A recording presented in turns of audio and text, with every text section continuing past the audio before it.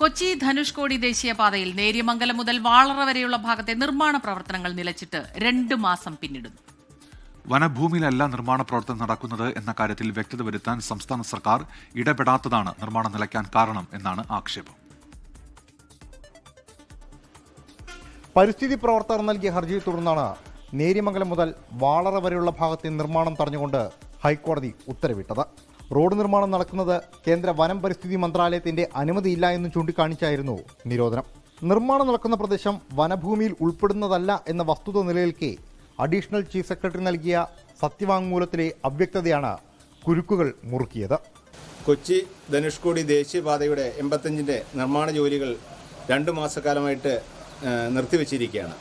നിർമ്മാണത്തിൻ്റെ ഭാഗമായിട്ട് 2 സൈഡും കട്ട് ചെയ്ത് സൈഡ് വാൾ അടിച്ചപ്പോൾ അത് ആ കുഴികൾ നികത്താണ്ട് കിടക്കുകയാണ്.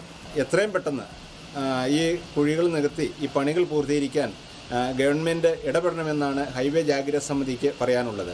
പ്രദേശവാസികളുടേതുൾപ്പെടെ പ്രതിഷേധം കടുത്തപ്പോൾ പൊതുമരാമത്ത് വകുപ്പിന്റെ ഭൂമിയിലാണ് നിർമ്മാണം നടക്കുന്നത് എന്ന് കോടതിയിൽ റിപ്പോർട്ട് സമർപ്പിക്കുമെന്നാണ് മന്ത്രി റോഷി അഗസ്റ്റിൻ അറിയിച്ചത്. എന്നാൽ ഇതുവരെ അതിലും തീരുമാനമായിട്ടില്ല.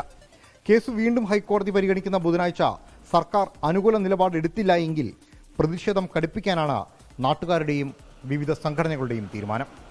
Kochi Munnar NH work in progress. ഒരു പ്രോഗ്രസ്സുമില്ല. സത്യത്തിൽ ദേശീയപാത വികസനം എന്ന പേര് കേട്ടപ്പോൾ ഒരുപാട് പ്രതീക്ഷകളുണ്ടായിരുന്നു. പക്ഷേ നിർമ്മാണം പാതി വഴിയിൽ നിലച്ചപ്പോൾ സ്വാഭാവികമായിട്ടും ഇല്ലാതായത് ഹൈറേഞ്ച് മേഖലയുടെ വികസന സ്വപ്നങ്ങൾ കൂടിയാണ്. എന്ത് ചെയ്യുക? ക്യാമറമാൻ നിഖിൽ നിളയ്ക്കൊപ്പം ലാൽകൃഷ്ണൻ, 24 ഇടുക്കി.